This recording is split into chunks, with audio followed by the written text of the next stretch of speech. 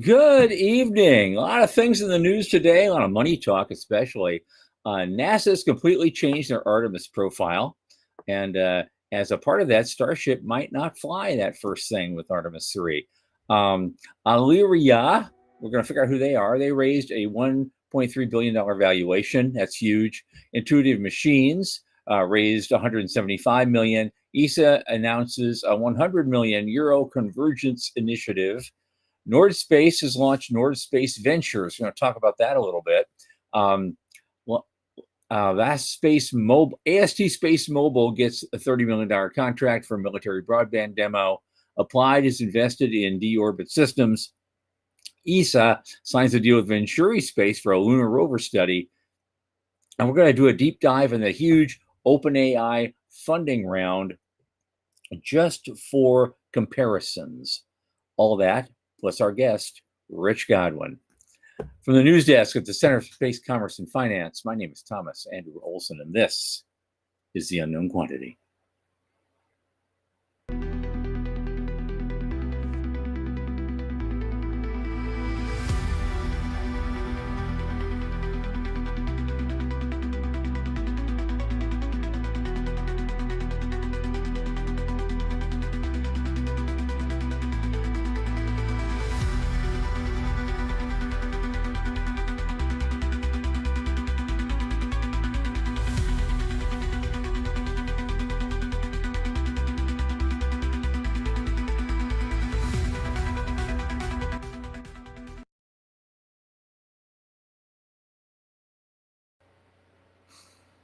As you know, this program is brought to you by the Center for Space Commerce and Finance. And what do? We champion and strengthen emerging space startups and space-adjacent enterprises worldwide. Our pitch events and world-class boot camps fortify startups to be better investor-ready. A lot of our work, especially this podcast, is supported by listeners and fans like you. Remember, the Center is a 501c3 nonprofit, so just go to our website, cscf.space/support, click that donate button, and drop something in the tip jar. In addition, if you like this show, you support this show, tell your friends. Every new subscriber helps. Thanks so much. And now, here's my oldest space friend, Michael Lane, who just got in from his group meeting, spinning the wheel of Chamaru. Michael, come on in. Howdy. How's things? Good. We're back. We're back. What's going on? What's going on with me? Oh, God. Well, I've still got a house guest. And that's a lot of fun. He brought his guitar, so we've actually been making our fingers bleed. It's nice. A lot of fun. Yeah. Yeah. Is that for your birthday? Happy birthday this week, by the way. Oh, thanks. It was the 27th. So yeah. I haven't seen you since then. So yep. Happy birthday. Yep. Thanks. It was a fun time. It was a good time. My best buddy, for like 48 years was here. Yeah. So it's we had a lot to catch up on. Awesome. Very good. He's taking a winter break from Ohio. He lives up there. They've just been battered by stuff. Right. This is the first time I felt warm in weeks and weeks. Good times. Very good. Cool. Okay. Let's get to it. What do we got? Where are we at? Oh, my God. No, what do we got? What do we got? Oh, you want to just skip right to it? Okay. That's fine with me. That's great. Well, here's the big news. It's all over the place. Everywhere I go in my list, this is the thing is just going on and on and on. NASA has completely revamped everything about the next Artemis flight. Right. And now it's just going to be an orbital mission testing out stuff. And now they're saying Artemis 3, that is. Artemis 2 is going when it's going, whenever it's going. Artemis 3 will be next year, and it's just going to test out new systems in orbit, apparently. And then it's what the ambition has been shifted to 2028 when they say we're going to fly 2 Artemis missions. One we were expecting, the other we were not expecting. So there goes another $4 billion, and they're both going to land on the moon. They're both going to land on the moon. And so I guess Artemis 3, they're not just going to, just test systems in orbit. They hopefully, if the 2 the test lunar landers are ready, they want to test those in orbit alongside them. but which is fine. But then the next article pops up. It says a Starship might not be in that mix. Yeah. And so I don't know what's going on, and it raises a question in my head, which I'm going to bring up later when our guest comes on, because I want to get his take on it as well as yours. Sure. It's going to be we have to be controversial on this show once in a while, so I'm saving it for everybody. Okay. All right. Okay. I'm interested. I think this is going to be a really interesting decision. The ripple effects are going to be awesome. So we'll see how. I have some more to say, but we'll wait until good. Because that's going to be a great leadoff conversation. And then we're going to go through, with all the stuff that our guest has been doing lately, which is amazing stuff. Now, have you heard of this country called Illyria? Yeah. So, I've heard the name, and I'm just going to read directly from the article because it tells more, right? Yep. Illyria, spun out of Google's parent Alphabet 4 years ago, says its space-time platform can coordinate those links in real time, communication links in real time. I really don't know that much about it. Google has been running their moonshot program for years. The GLXP, Google Lunar X Prize, came out of it. Some of their Google Earth stuff and Google Moon stuff came out of it. So they've been running space-related stuff for, I don't know, nearly 20 years. Rumor has it they had a Earth elevator, space elevator that was evaluated through their moonshot program. But yeah, I don't know what this is. This is news to me. We were watching their Loon program, their internet via high altitude balloons program a long time ago. That got shut down because it was kind of impractical. But no, this thing is new to me. I don't know anything about this, Illyria. Yeah. 100 million funding on February 3rd that values the California venture at $1.3 billion. Yeah, that's just okay. Yeah. Okay. Great. Good for you guys. Great. Now, what are you going to do? What are you going to do? Deployment of laser terminals and software for dynamically routing data across space, air, and ground networks. Yeah. So, it's another router company. Cool. Good. The world needs more of those, I'm sure. But yeah, it's kind of wild to have, billion-dollar organizations just, grow fully formed from the head of Zeus. Mm-hmm. Yeah, it's wild. Yeah, I get it. Compare that, though, with Intuitive Machines. Yeah. Now, we know what they do, and they do a lot of stuff. And they've raised another $175 million in a stock sale. Mm-hmm. Love those guys. Love everything about them. Yep. They sold shares to a group led by unnamed global institutional investors. Okay. And the transaction closed on my birthday. Well, they didn't send me any shares. I should have gotten a present. Come on. Right. They used the new capital to support revenue expansion and investment in technologies to advance communications and data processing networks. And so, and we'll use the capabilities of Lanteris, formerly Maxar. These guys just can't keep their names straight. But Intuitive Machines acquired them in an $800 million deal announced in November. Maybe that's why they had to raise the 175. Right. But communication services for missions on and around the moon. And they already have this is why. They have a NASA contract to provide those services, which is worth $4.8 billion over 10 years. Good on them. Wow. Yeah. They are trying to transition from, when they started, and their ticker symbol is LUNR. When they started, they were a lunar transportation system. Yep. Period. Yep. Start to finish. That's what they do. That's what they came for. Right.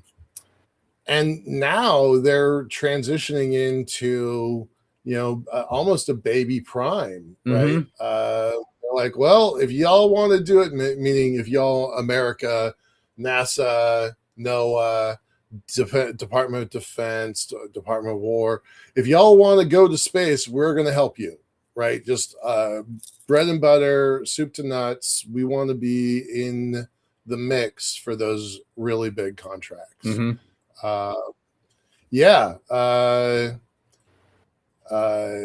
It's an interesting company. Reddit had a lot to say about this, so if anybody wants to go follow some of the articles in Reddit, they're pretty interesting. But they're doing well. Like they've got money in the bank, and contracts. Their stock dipped a little bit. Again, we're not giving advice in stocks, but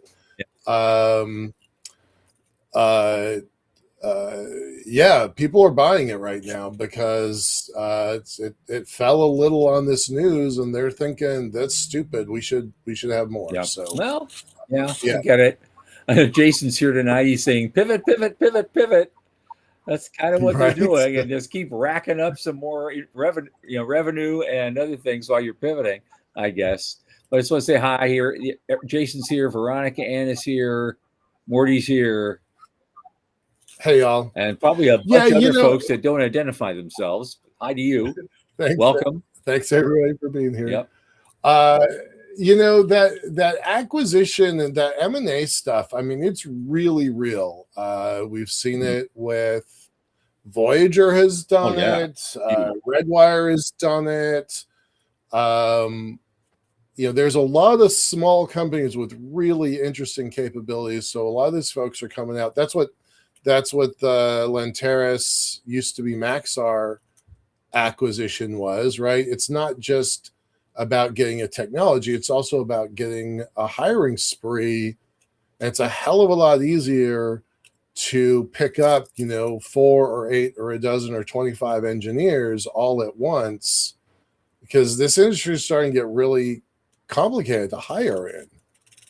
It might take months to get to hire somebody, but if you have the spare cash and you've got the ability, it's pretty easy to just go in and buy a ready-made company that already has contracts and revenue. Yeah. So Sean was right when he said M&A is a strategic exit or a strategic hedge.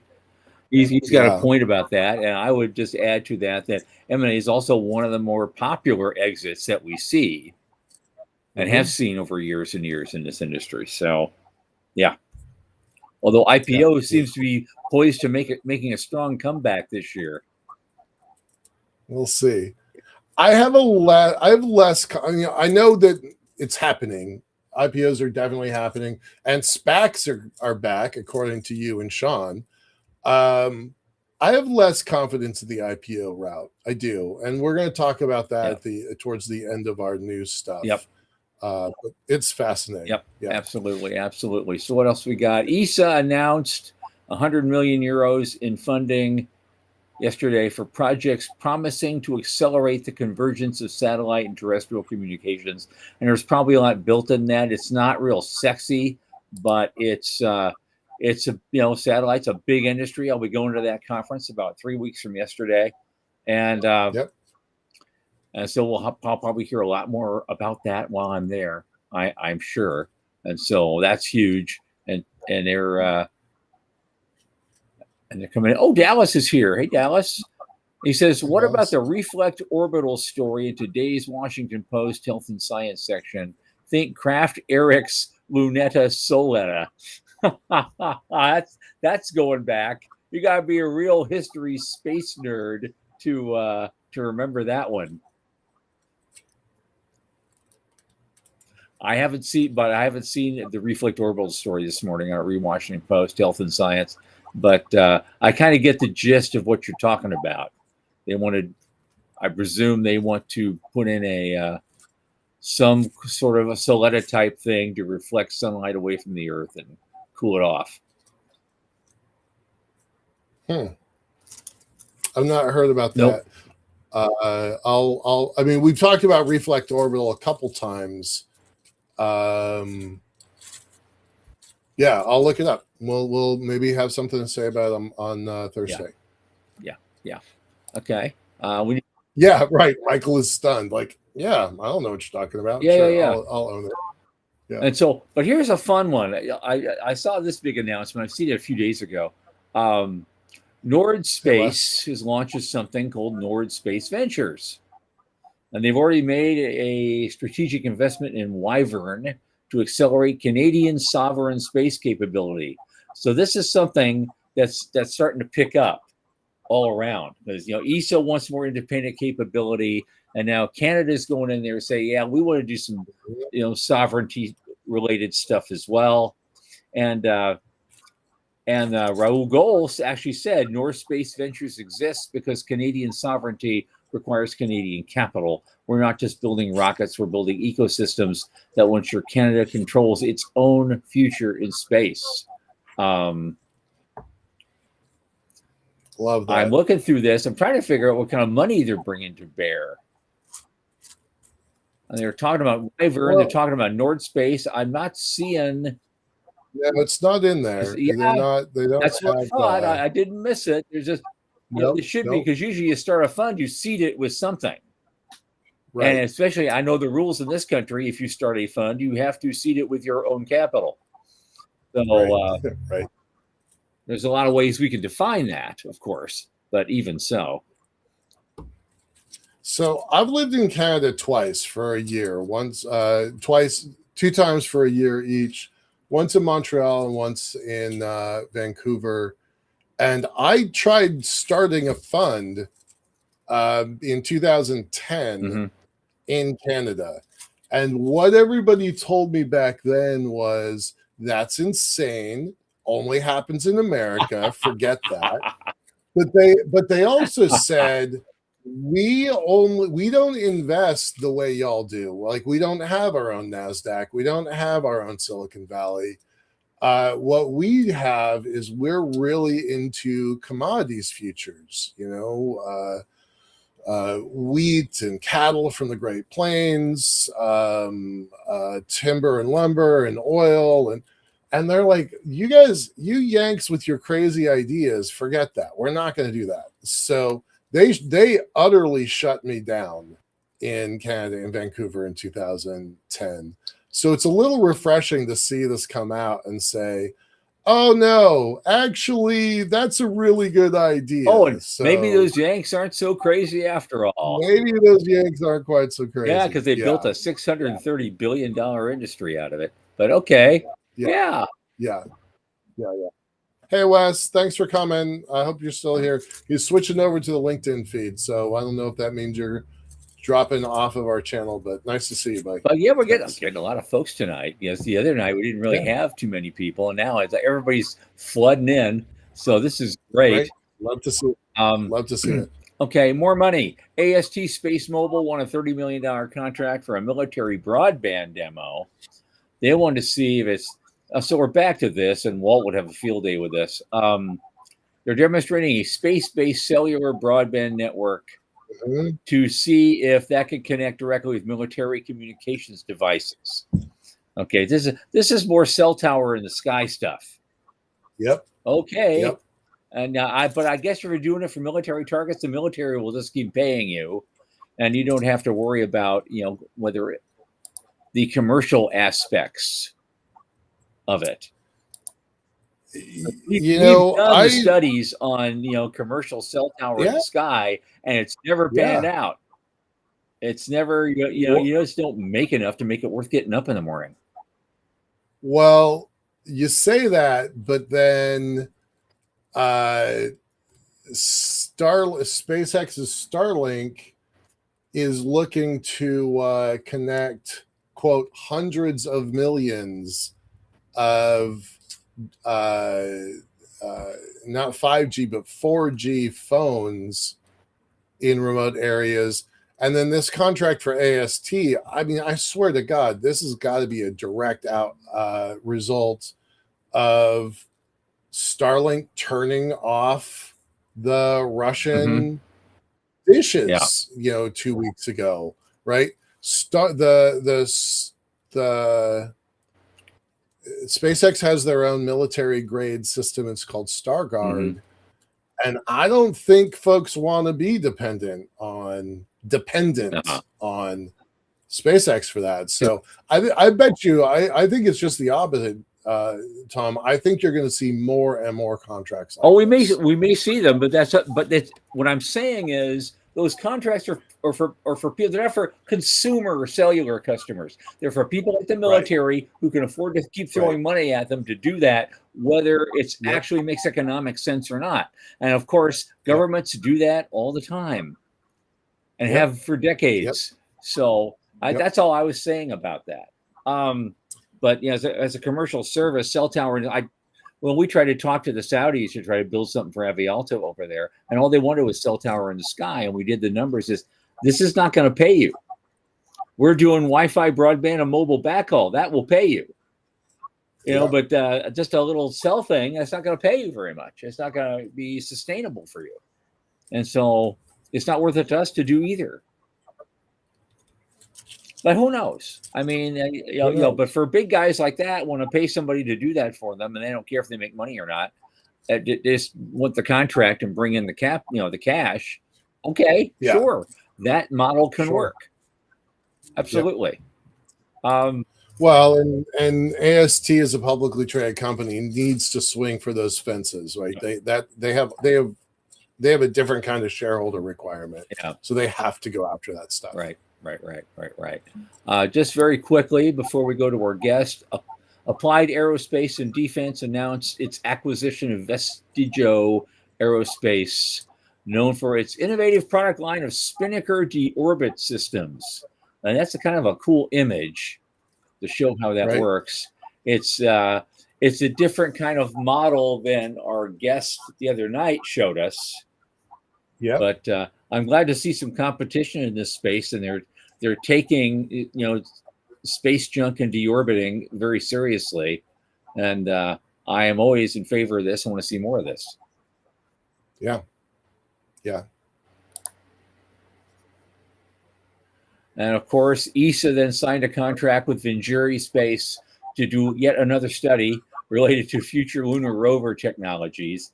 That's like the third contract I've seen with ESA and other places to do lunar rover studies just in the last week or two. So, which was kind of cool. They don't mention did they mention a number? I'm looking at this. This is dated the 24th. That's all. It's a pretty badass picture. I mean, I gotta say, I'm kind of digging the rovers. Yep, literally. That looks like a grown up car like that. I was pretty surprised by that. Absolutely, but I've not seen him mention a number. So okay. Here's I think this is it. Yeah, this is it. The next one, this final one. Just before we go to our guest, we got 2 minutes. You brought this up, Michael, so you can take the lead on this. These are the eye-popping charts, put OpenAI's record funding round in perspective, and I think that's important for our industry as well.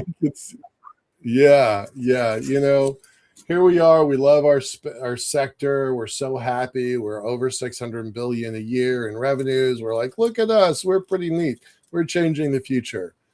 And in one transaction on Friday, OpenAI pulls in $110 billion. $110 billion. Here we are, Tom and Sean are kind of like tracking all the articles that we post on this show, and we're keeping kind of a running tally. And it's several billion dollars so far this year, and we're pretty happy about that.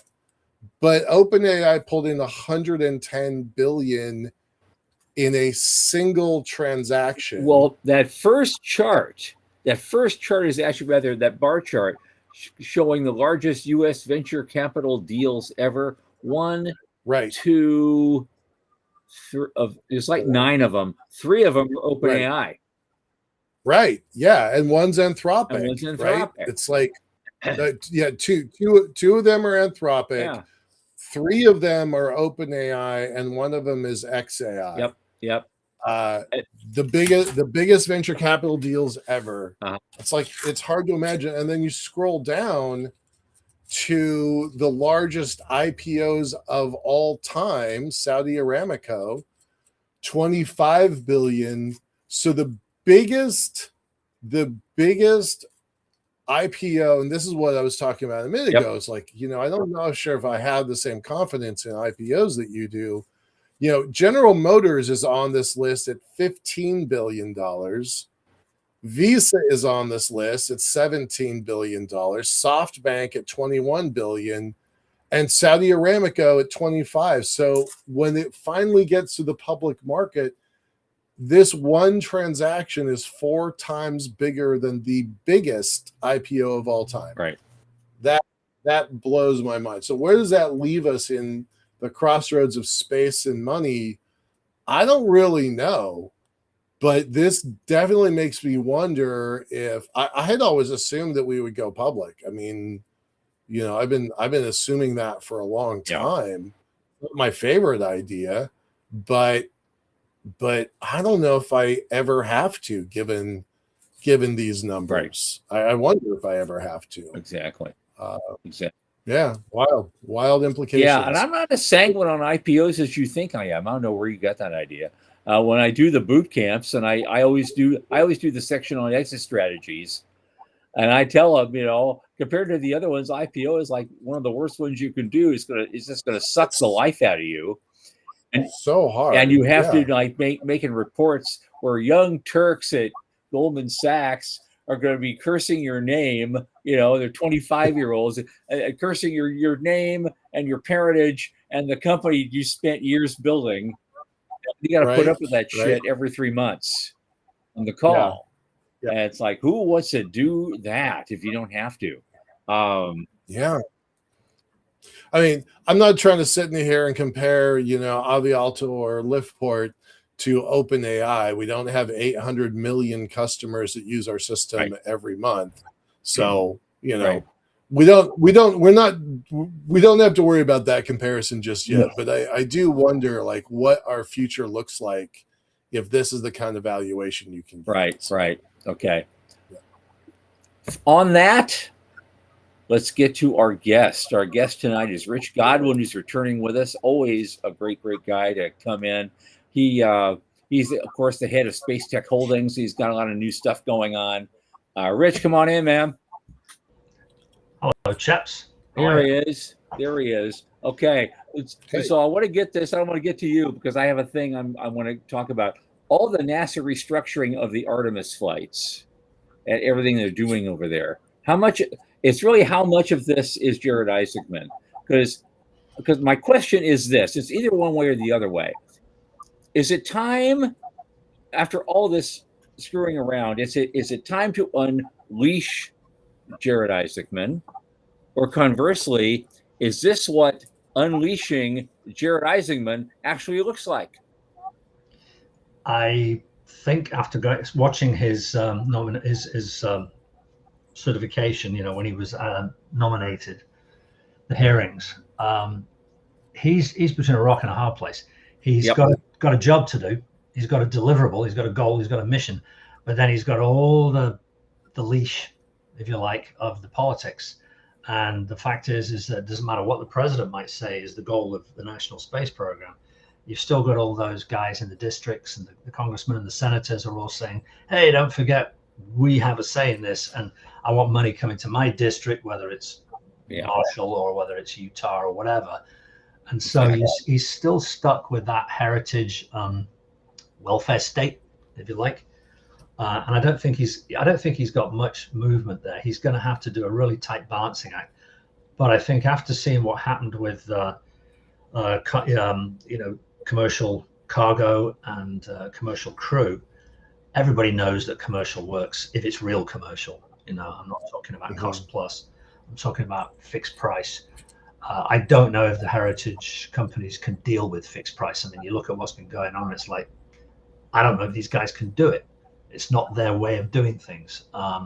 So I don't think for much longer they'll be taking fixed price contracts or, cost plus contracts. Right. Price. Which is kind of interesting because there was an article I read. I didn't include it tonight.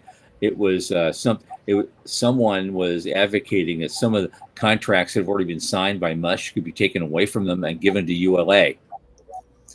Now that was stated by ULA's new chief lobbyist. Ready for this? Ready for this though? Jim Bridenstine. Okay. Yep. Jim's the new advertiser for ULA.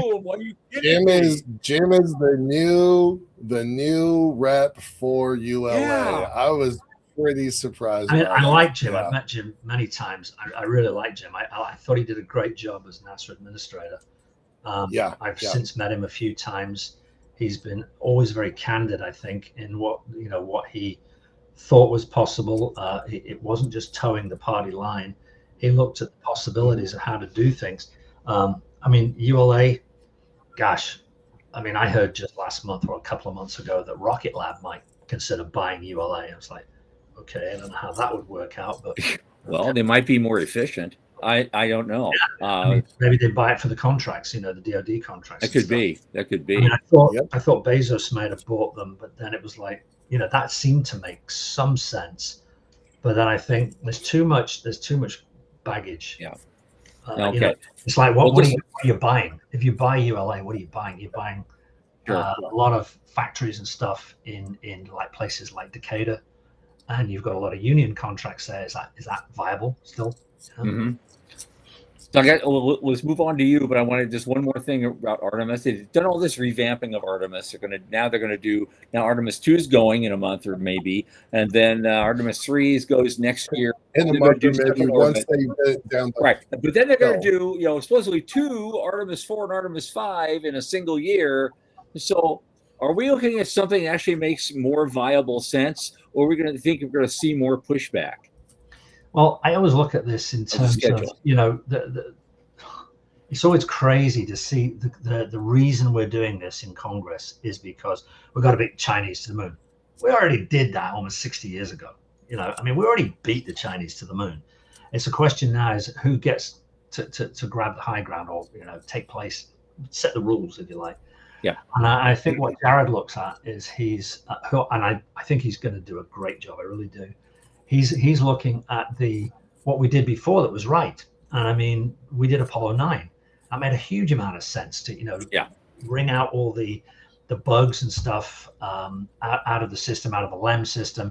Okay, by the time that LEM flew, the Eagle was not ready. We didn't have a lunar module that was lightweight enough to handle the landing. So either that or Apollo 10. So, being a history buff on that stuff, I think the idea of doing a full-up rehearsal close to home, where and I'm not sure what else are they going to do. Refueling on orbit? Okay, great, that'd be fantastic. Are they going to fly Blue Origin? Are they going to dock with SpaceX HLS and with Blue Origin? Mix and match. What's it going to do? I'm sure it's pretty exciting. And Dallas just said in the article he read, said NASA will be increasing SLH launch frequency to 1 every 10 months at a minimum of $4 billion a pop. That's a lot of money. How sustainable is that? Okay, you increase your launch frequency, but how far are you really going? Well, they're going to keep running freight trains out west, and after everybody else is flying. And they're still going to be running freight trains, and people are going to be flying past them at 500 miles an hour, and they're still doing 30. That is true. That is the absolute truth of every time. And the government has been involved in transportation systems almost since its founding, and then hung on to them too long. It started with the Erie Canal, and they were still running that thing and paying for it long after they started building railroads. Yeah. So it's the same thing. It's gone on for 2 centuries plus. So it's I guess. They don't learn. I don't know. It's a quandary. I think that I'd be really interested to see what Blue does. I would like to see their launch cadence go up. I think that that last flight of New Glenn was awesome. I mean, the way they stuck that booster landing was really something to watch. Brilliant. You know, and nailed it right on the center of the barge target. I would like to see that, and obviously, I'm really interested to see what Starship does next. You know, what's Ship going to do? Yep. Hopefully, very soon. Yep. Let's get to you. I know you got some new stuff in the pipeline. You're doing some interesting things, and we'll get to Doug's statement question in a second. But I want to hear about you, Rich. What's going on? So, Space Technology Holdings is motoring ahead. Our flagship company is Illuma Power up in Canada, and you know, you were saying before, Michael, about how it's difficult to handle VC up there, and it is a different ecosystem than it is in the States. You'll find that valuations in the States are usually twice what they might be in Canada, so you still do have to come here a lot for the money. But we've had so much assistance from the Canadian government, the BDC bank, you know, I mean, and our partners, Martin Rare, who's a $5 billion Toronto company in an OEM to Detroit. And I mean, these people have been so behind us right from the start. So we're getting to a point now where we are getting our first orders in from military and utility companies. We do have several hyperscalers, AI hyperscalers, who've been to our plant, seen our operation, very impressed, have said, okay, build as a prototype. So we are currently going to build that prototype. You gotta back up and tell our new listeners, because it's been a while since we've been on the show and our audience has grown. Give us a background a little bit. Well, who are you? What is Illuma Power? Because I know and Tom knows, but I want to make sure everybody else knows. This is just a disc of plain old aluminum, or as I call it, aluminium. I could make a saucepan out of this, or beer cans, right? It's just a plain old disc. But that is our fuel. That aluminum holds more energy density than diesel.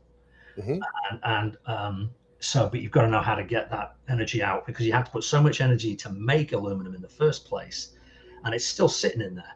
And you just have to be able to get it out and control how you get it out. And we've figured out how to do that. Aluminum air batteries have been around for a long time. Ours is now an aluminum galvanic generator. So those discs go into the generator. They are the fuel. It's not like they get recharged, they get consumed. Right. And what's left at the end is a thin sheet, kind of a little bit thicker than aluminum foil.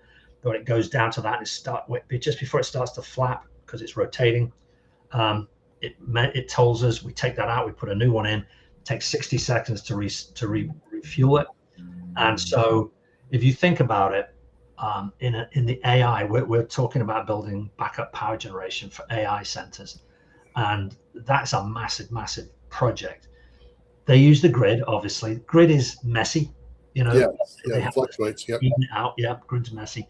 You have lithium-ion backup batteries, and you might have all sorts of other backups behind the lithium. We trickle charge the lithium, so the power, the raw power comes from the lithium, but the energy density comes from us into either the lithium or into supercapacitors, and we're able to provide power for as long as you put those discs in. And there's not many. I'll tell you, if you think about it, zero emissions, so no carbon. Right. What can you do off grid that's like that? You've got hydro. Good luck. Good luck. If you're in Washington State, that's a good plan. But anywhere else, I've got to dam a river or something like that. Yep. You've got nuclear. I love nukes, but you know you've got a lot of regulatory to deal with, even with the SMRs and the MMRs coming online. Geothermal, yay! When I love the whole idea of geothermal, but it's not ready unless you're in Greenland, Iceland. So hydrogen. Good luck with that infrastructure. You know, you can't contain it for any length of time. And then you've got us. Yeah. We can provide firm dispatchable energy for as long as you keep putting those discs in. And so, you know, I don't want to say it's base load, but it's firm and it's dispatchable and it's available whenever you want it. So at high energy levels. Brilliant. So that is a game changer, I think. We've got a huge amount of interest in that. We're just going into our Series B in Q4 this year. So, really, really, really excited about that. And STH and ShareTech, our Canadian partners, were the two companies that started that company. So, yeah. How Okay, much so do you what's your- always? Oh, go ahead, John. What's your first viable product that you're actually putting out right now using that system? Is it going to be something for a retrofit for an electric car, or what is it? No, I don't think so. Not on the transport yet. I think we have to miniaturize everything. It's easier for us to build big at the moment. Okay. So we're building some fairly big systems, like in 20-foot containers. Okay. So a 20-foot container with this product in will generate just short of 60 kilowatts. Not huge for a 20-foot container, but when you consider a lot of the backup problems, even in Texas, when the grid goes down, if for whatever reason they bring on the diesel generators or the gas generators, and they're only allowed to run them for 15 minutes, but then they're past their emissions. Even in the state of Texas, so it's not like they'll just run those things for hours and days or whatever. So ours makes a lot of sense to, hey, you can run ours as long as you want, because there's no emission. So it's something you can then put in let's say a shipping container, put it in the back of a truck, go out into the boonies with it, and use it as a generator, basically. Yep. Okay. I mean, eventually, will we be able to do it in cars? I absolutely believe so. I think we'll do possibly marine next. We've got a really good way of doing it for marine. Electric aviation, TBD. I think we have the energy density to do it, but we've got a ways to go with the cathodes and the electrolyte to be able to get to that. But I think we could provide long duration, enough power for electric long distance aircraft, not just little VTOLs take you downtown. So what does that mean in specifics? Dallas asks good questions. How much energy is going to come out of one disk in your energy density equation, and how long will a typical disk last? And then what you're building now? On a kilograms or watt hours per kilogram, that everybody always quotes, they go, watt hours per kilogram. They go, Elon will say, we got 2.76 kilowatts per kilogram. Yeah, that's cell. That's the cell. When you put the system on it, which is all the cooling and the wiring and everything, it's about 1.7, 1.8 watt hours per kilogram, right? Or watt hours per kilogram, yeah. With ours at cell, we're getting 2,300 watt hours per kilogram, right? 23 kilowatt hours per kilogram. I keep getting mixed up with that. So we're getting huge amount of energy density out of the aluminum. The issue becomes when you take it through the system and you've got the electrolyte, you've got the cathode, you've got the air, then it comes down to about 500 watt hours per kilogram.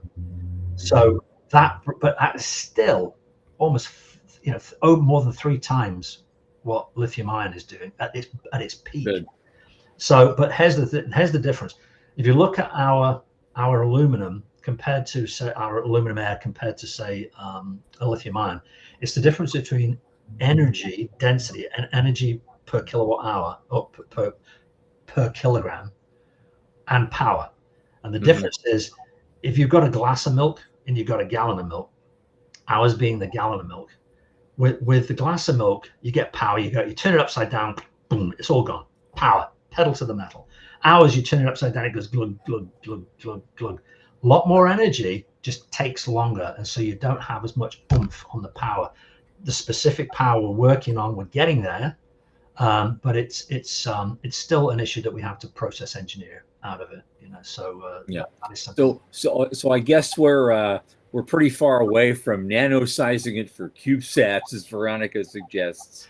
Well, it's funny you should say that, because I was just talking to the guys at Intuitive at SpaceCom when you and I were there, Tom, and we're talking about this system. And Dallas asked the question, how long does the disk last? It lasts dependent on how thick the disk is. The thicker the disk, the longer it lasts. So, I mean, it's all down to the reaction. The amount of energy you get out is how many square centimeters you react in the electrolyte. So the bigger the disk, you get pi r squared. But also, if you want long duration, you just make a thick disc. I mean, this is a thin disc. This will last a day, right? A thick disc will we estimate will last up to 2 weeks. Well, okay, I'm still a little bit lost on the that thin disc that you have that would last a day. How many kilowatt hours can you get out of it? Turn the jug upside down. Total energy. How much can you get out of that disc? Like I said, about 500 watt hours per kilogram. 500. Well, how much does it weigh then? How much is that? This weighs. God, does it weigh a kilogram? Yeah, this probably weighs a kilogram. All right, so 500 watts. You can get 500 watts out of that. Yeah. Okay. For a day. For a day. But you put multiple discs in. You run it multiple. You can run it like an old jukebox machine.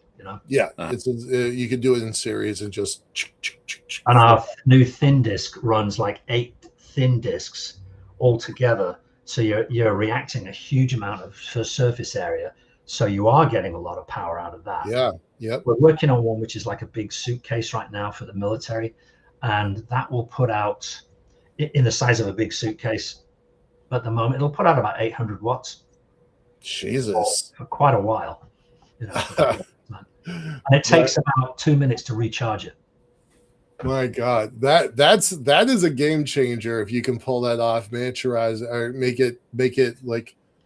Remember the old luggables we always carried around, the computers that were the size of a suitcase? A standard jarhead is kitted out with 15 pounds worth of electronics and batteries. Yep. Now that I never had when I was logging through the. Well, that's one of the first items we looked at for the military, and we felt that probably. I mean, when you're a dismounted soldier, it depends if you're on foot or if you've got a Humvee with you or something like that. If you've got a Humvee, you might go out on a 12 to 24 hour recce or whatever. Yep. And so your lithium ion that's on your belt or whatever is only going to last a maximum of 8 hours. And a lot of them, they had recharging. You either scavenge, recharge it. There's, you're in Afghanistan. Oh, plug into the grid. What grid? Right. Yeah. Or you can have a little blanket that unfolds and solar charges your lithium ion. So you're sitting out there for 8 hours in a hot zone, hoping that nobody spots you. Yeah. With this, we think we could get a backpack. We were designing a backpack for this for a single guy that would be rotating, and it would provide him with probably 48 hours of power. And then all he has to do to reload is just put a new disc in. Or we could put it in the back of the Humvee so that everybody can just plug in, charge the Humvee. It's quiet. There's no noise. There is a heat signature, but it's not like diesel or anything like that. It's quiet and it's low temperature. So to put that in the back of a Humvee for dismounted soldiers just to plug back in, I think that'll be a major product for us at some point. I love that. There's a couple questions in the audience before I get to that. Is the disc spinning? Do you wind up with it messing up your satellite, or is it just static and it just sits there? We haven't had any RF problems with it at all. I mean, it's basically a self-contained unit. It has a lot of sensors on board, but we get all that sensor data back, and we usually tie it into the Wi-Fi or Bluetooth, so you know exactly how much power is left in it, and when to change out the disk. But the thing you have to remember about the disk as well is that it's got indefinite shelf life. Yeah. I mean, if you're a forward base in the Western Pacific, you can go and stick this out on a desert island somewhere and just stick it in the ground and leave it for however many years you need to leave it for. It's not going to gum up. Right. You just put it in and add the water and the electrolyte. And people might, well, what if you don't have water? Well, if you don't have water, you've got a worse problem than anything. You have a different problem, right? We're not that's it. Yeah. Let's get into some of the questions. Of course, the engineers amongst us are asking questions. Bruce is asking something you've kind of already answered. Is it just pure aluminum? Can we use? Good question. Yeah. Really good question. Thanks, Bruce. No, we use scrap metal. People think that scrap aluminum all gets recycled. No, it doesn't. There's 20 million tons of what's called twitch or zorba. It's actually called zorba, and then it gets turned into twitch. It's crap. It is full of iron, nickel, chromium, and it's dumped. 20 million tons is dumped into landfill every year. All those airplanes you see out in the desert in Arizona, they take the engines, they take the seats, they take the copper wiring. The wings and the fuselage are still there because they can't do anything with it. You can take that crap out of it and turn it back into aluminum, but it's not economic. Ours, we can take that, just grind it up, put it in, turn it into discs like that, run it through our system, get the electrons and the heat out, and then the slurry that's left, you can skim off the different types of potentially rare earths, as well as the aluminum trihydrate, which is recyclable back into aluminum. So it's a circular economy to the fuel. Brilliant. And then Dallas, we already know the answer to that, but answer the question. Can they be used in space? Obviously, that's the $1 million question for this show. As far as microgravity is concerned, TBD. On the lunar surface, absolutely. I think that I'm very bullish on the fact that we could get, with one set of discs, without having to change the discs, because there's nobody there to change out the discs, and we don't want to make it too heavy. I was talking to the guys at Intuitive a couple of weeks back, and I think we could get them through 2 lunar nights without needing nuclear power. So they run for 2 weeks. We turn on our system. It basically just keeps the system alive. You're not running it full tilt, but half the energy that's coming out of this is heat. So it's an exothermic reaction. So we're keeping the thing warm. Then you do another 2 weeks of sun up, another 2 weeks of night, another 2 weeks of sun up, and then you're done. I think we could do that in one system. Okay. Yeah. How much would that weigh? What's the mass of that system? It depends on how much power you want out of it. Okay. Okay. So you're building something now, though. You're building something that you're putting into a shipping containers type size thing, and you're going to sell to somebody. Big build out. If you go to our website, alumapower.com, you'll see our first build out on the front page. Okay. Okay. I was going to ask you what the price point is. So you have something like your standard thing you're building now. It's fully loaded, ready to go. You're putting it on a truck. You're delivering it to presumably a job site somewhere out in Bum F Egypt, so wherever it is. And so maybe price out the gate, on the ground, up and running. What is it? I mean, we're talking about a prototype right now, so it's not cheap at the moment, but at scale, we know we can get the capex down very well, because most of the system's going to be injection molded plastic, because you can't run our electrolytes inside most metals. It will dissolve them. Sure. So you put it in plastic.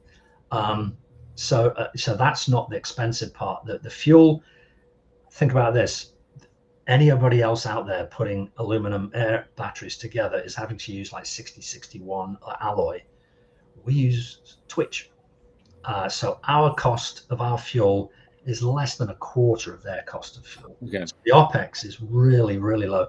I think at scale, we will eventually beat diesel and gasoline on a kilowatt hour per dollar basis. Yeah, we'll never beat the grid. We're never going to beat the grid, but we can beat gasoline and diesel. Okay. On price. Veronica's got a cool comment here. There's enough stuff in Regolith's composition that we could. Is that true? There's a lot more aluminum on the moon than there is helium-3. I'll tell you that. Yep. Happy birthday, V. Hope you're well. My birthday the other day. Absolutely. I mean, there's a huge amount of aluminum in the lunar regolith. So yeah, you could make this. Yeah. Once you've got factories there to be able to put a lot of electricity into the aluminum, you could certainly strip off the oxygen. I'm presuming it's going to be aluminum oxide. Yeah. I can't quite remember. But that's the way you strip off the 2 oxygens and you're left with Al2. And that Al2 will not oxidize up there. It's in a vacuum. So it's straight away, straight into the system, and you just start pulling electrons out of it. Super cool. Super cool. We're 5 minutes to the end of the show here. We usually do, what's happening in 5 years, what's happening in 25 years, pull out your crystal ball. But, is there anything else you want to talk about before we wrap up? Basically, the other stuff we're doing, we've got an ag tech company, which we're just going to set our first plant up in Florida. We've had some amazing results. It was a product that's designed to grow food in space, moon, Mars, and beyond, but it works really well on this planet. We've been testing it in California. 40-50% yield increases, huge more root mass, more healthier plants. So we're really bullish on that one. What's the crop? What's the crop? Anything you want. We've tested it on avocados, berries, row crops. We're doing celery next, carrots. We've done blueberries, strawberries, raspberries, you name it, potatoes, corn. We've done corn. So is it a replacement for potash? No, but what we've been able to do with this is we've been able to dial back NPK by up to 25%, which is where most of the runoff cost comes. And ours is just a spritz. And the other thing we found out about it, it seems, I've got to determine this and confirm it, that it stops at a little spritz on the soil. It stops outgassing of CO2 out of the soil for like 3 weeks. That's a big deal. Yeah, that's a big deal. What's the word I'm looking for? It keeps it in the soil so it can be used in the plants as carbon instead of being emitted as carbon dioxide. It's a big deal. The other last one, we've got a radiation shielding company working on that. We're just doing a deal with the University of Florida to start making our beta materials. We did our alpha materials, put them through the beam line at Brookhaven last year. That came out really well. So we're now doing our beta materials. And then this agricultural tech stuff has a medical component to it. That's separate to STH, but we're working on that. And that is really, really exciting. A lot of stuff, a lot going on.